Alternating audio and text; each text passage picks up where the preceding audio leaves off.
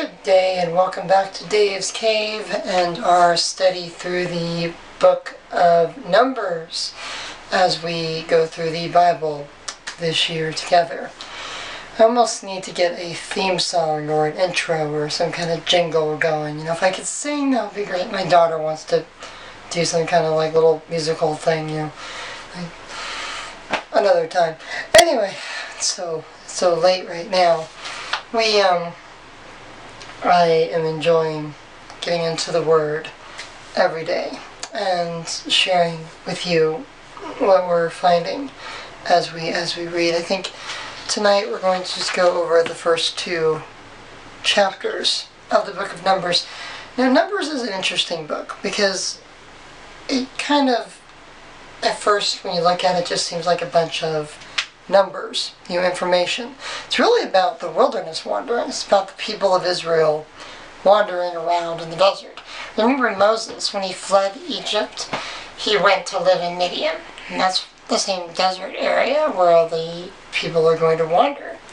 So he had plenty of time to get to know that land, get to know what it's like to be out in the wilderness. It's interesting too because he marries a Midianite woman, and she is from the lineage of Abraham's second wife. After Sarah died, Abraham remarried and remarried Keturah, and from Keturah on down the line comes the Midianites. So Moses is actually related to Abraham through Keturah. So that's interesting. Just another thing, genealogies are important, families are important. God designated the sons of Israel, and we see the 12 tribes of Israel mentioned several times throughout the book of Numbers and throughout the Bible. This book covers 38 years, from the giving of the law at Sinai to right before they go into the land. When we get into Joshua and Judges, Ruth, get into some really exciting stuff. It's about, a group of people, Israel, they couldn't go any further. They were scared. Their courage was gone. They just did not want to progress into the land. We need to study this book like we study all the books, because as 1 Corinthians 10:11 says, all of these things happened unto them for examples, and they were written for our admonition, upon whom the end of the world are come. So these things are written for examples for us to live by. That's why we should study the book of Numbers. That's why we should study the entire Old Testament and New Testament together, and so that we can understand what God is telling us through these things. Now, this is a 36-chapter book. It's got a lot of information about the tabernacle again, about the people, about the warriors, about who God is setting aside, the firstborn. And I'm not going to cover everything, just like I've missed things here and there, and you're probably like, David, you missed the importance of Yom Kippur, the Day of Atonement. And we'll get to that a little bit as well, but how that's still celebrated in Israel today by Jewish people everywhere, how we celebrate that. And by the way, I can totally see why Silas Robinson from Duck Dynasty, Duck Commander, drinks iced tea all the time because it's so good. Divulging topics. I'm going to do everything I can to get as much in there as I can. We're trying to just get through the whole Bible, but to do it so that we can understand what God is telling us, what God is trying to teach us through these things, because life is just going to continue hammering away at us. I've got a cold right now. I've actually been kind of sick this entire week, so it's been kind of lousy, but I'm going to keep pushing forward. There's something neat about the first two chapters. I wanted to mention real quick, though, the names of the 12 tribes. We went through those again to reiterate. Reuben, Simeon, Levi, Judah, Dan, Naphtali, Gad, Asher, Issachar, Zebulun, Joseph, and Benjamin.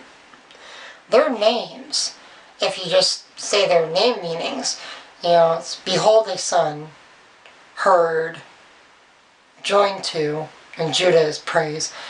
Dan is to judge, and wrestling, troop or fortune, happy, recompense, exalted, Yahweh has added, and then Benjamin is son of my right hand. as Chuck Missler put it like this: "Praise the Lord, he has looked on my affliction, granted me good fortune. Happy am I in my wrestling. He has made me forget my sorrow. God hears me, has joined me, purchased me, exalted me, by adding to me the Son of his right hand." Jesus Christ. So that's pretty neat. The first couple chapters of Numbers just go through the families, the men that were set aside to be in the army, the warriors of the camp. Then there's the way that the camp of Israel is to march through the desert. We have the tribes that belong to Judah, Dan, Ephraim, and Reuben, the four different sides. They have to be on the four sides of the tabernacle. You have the tabernacle in the center. The Levites are around that. All the Gershonites and other people that are in charge of doing different things for the temple that we read about are all in the center.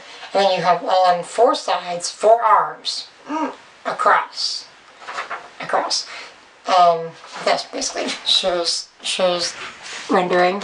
You see the tribe of Dan with 157, and then Ephraim 108, Reuben 151. East going the Dan to the north, and Ephraim to the west, Reuben to the south, and Judah to the east. 116 makes a cross in the wilderness.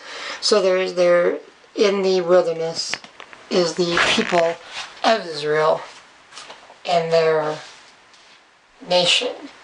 And if you were in a helicopter up above looking down at the people, you would see a cross. That's pretty cool. Chuck must have pointed that out. I always thought that was like one of the neatest things. And that's right in the first two chapters of Numbers. You can read through there. Because they were very specific. God is very specific and very detailed and very, precise. If you needed to camp to the east, the south, the north, and the west, you couldn't do southwest, northwest, east, southwest, whatever. You couldn't do any of that. You had to be precise. You had to be, precision, exactly as God said. Because God's precise with us. God knows what he's doing in our lives. And we have to trust his precision. He's like a master surgeon that can get into us, stop our heart and restart it. Do whatever he has to keep us going. And he will.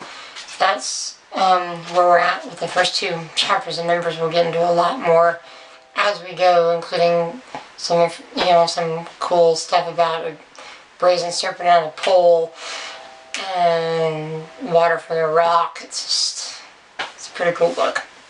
But I just want to keep on pressing on, and if you have any questions, please roll them along and I'll see what I can do to answer them.